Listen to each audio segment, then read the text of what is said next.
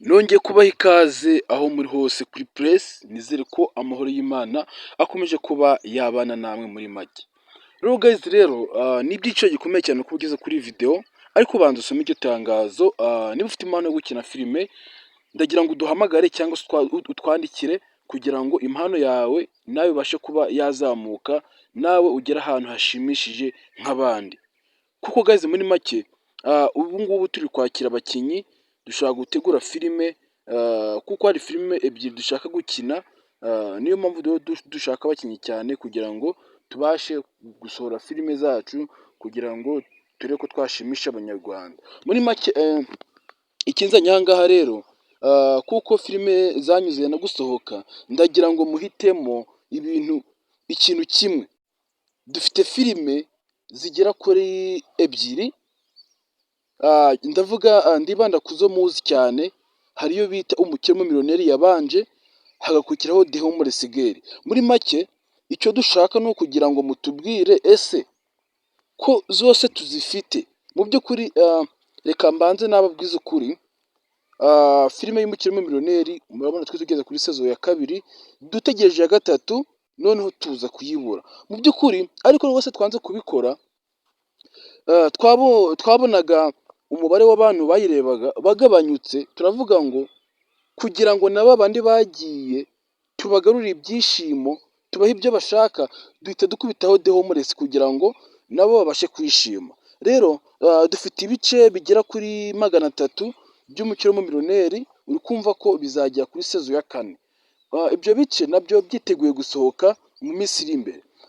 Hari na The Homeless ibice 600, ibyo bice 300 nabyo bikeneye gusohoka. Ese koko guys mu by'ukuri muri make ari umukire w'umumiliyoneri na The Homeless, ni igiki ushaka kugira ngo abe aricyo tubaha? Kuko twaravuze ngo ntabwo twapfa kubaha ibyo mudashaka, tugomba kubahitishamo mukabanza mwatubwira ese ni igiki mukeneye mu by'ukuri guys. Rero ubwo umubare uriganza muri komenti, nimbona higanjemo ngo umukire w'umumiliyoneri, ubwo ndamenya ko ariyo mushaka. Nimbona higanjemo The Homeless, ubwo ndamenya ko ariyo mushaka. Mwe muhitemo filime irimo ubutumwa, yabaryoheye, kugira ngo tubashe kubaha ibintu byanyu mushaka mwifuza. Guys rero njyewe ndabakunda, mbahoza ku mutima. Rero Alice yavuze ijambo rikomeye cyane, yambwiye ko ngomba kuribabwira kubera ko size ubu ngubu ndi intumwa ye.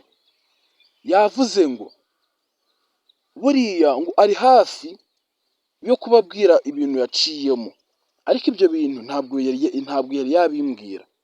Nkamwe nk'abafana ngo mwitegure ku itariki 6 z'ukwa 4, tutarajya mu cyunamo, ngo azabibabwira, ubuzima yaciyemo bwose, ngo ntabwo byari byoroshye cyane, ntabwo byari byoroshye pe, kuko we ari hafi yo kubateguza filime, ibiki n'ibiki, ubuzima bwose yaciyemo akababwira.